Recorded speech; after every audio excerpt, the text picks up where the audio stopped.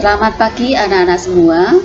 Pada pagi hari ini saya akan menjelaskan terkait dengan visi misi Yayasan Kanisius. Pada tahun 2020 ini, Yayasan Kanisius meluncurkan visi misi yang baru yang nanti akan dilaksanakan tahun 2020 sampai dengan 2025.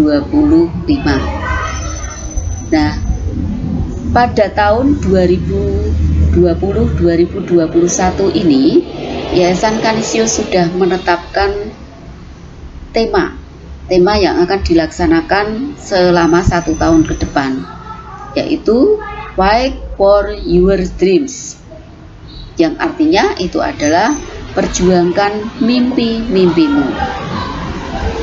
Yayasan Kanisius mempunyai mimpi yang nanti akan dicapai selama 5 tahun ke depan. Visi Yayasan Kanisius selama 5 tahun itu adalah komunitas pendidikan yang transformatif yang menumbuhkan kemerdekaan belajar demi terwujudnya sekolah yang unggul, peduli, dan juga melayani.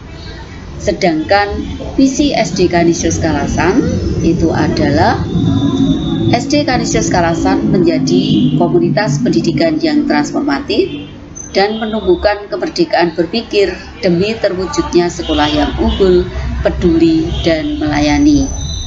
Nah, dalam mencapai visi itu tentunya SD Kanisius Kalasan mempunyai misi. Misinya itu antara lain adalah 1. Menyelenggarakan pendidikan yang unggul agar peserta didik berkembang menjadi pribadi yang Pancasilais, cerdas dan juga berkarakter. Kemudian yang kedua, menyelenggarakan pendidikan yang mampu menumbuhkan kepedulian terhadap sesama dan lingkungan.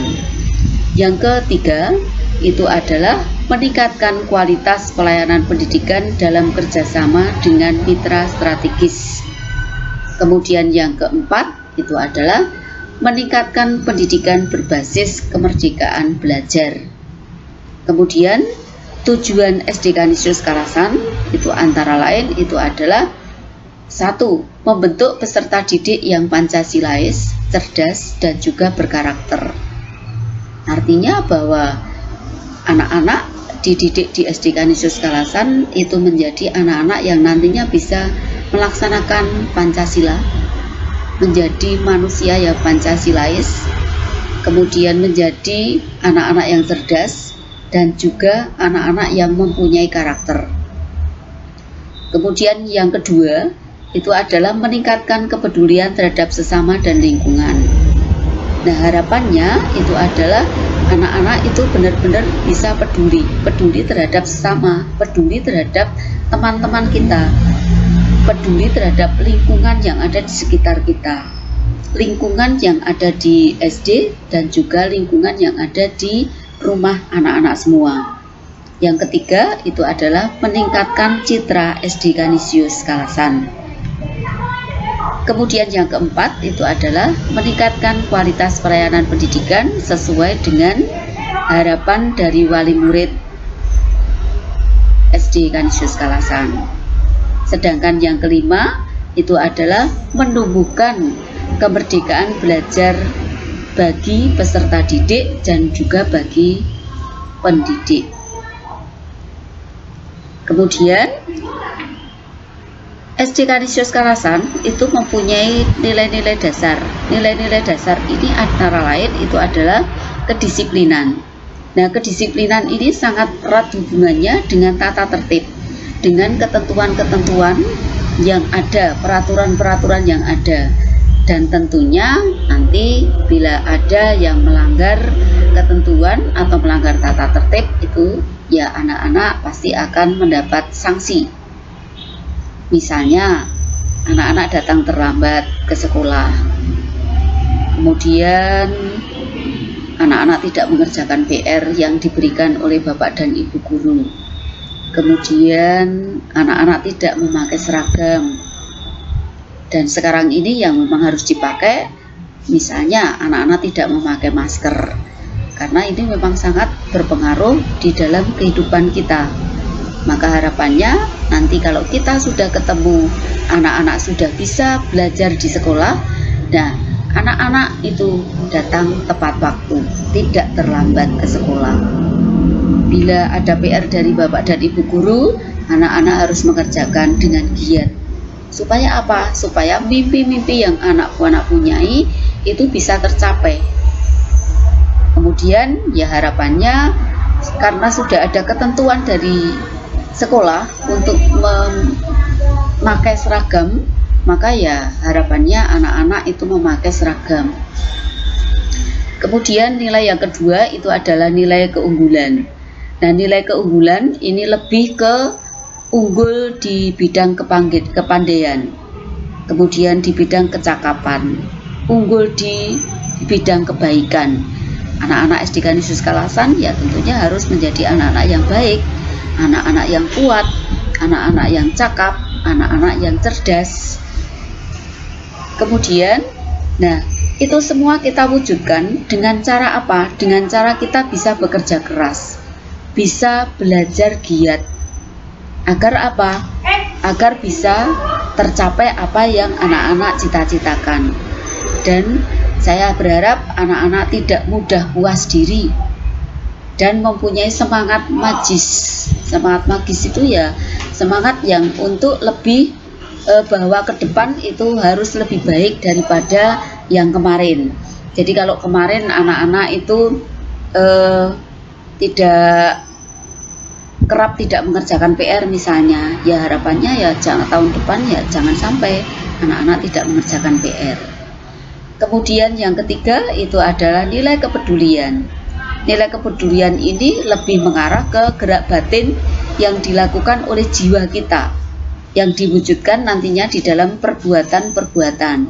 Misalnya membantu sesama, peduli kepada lingkungan hidup.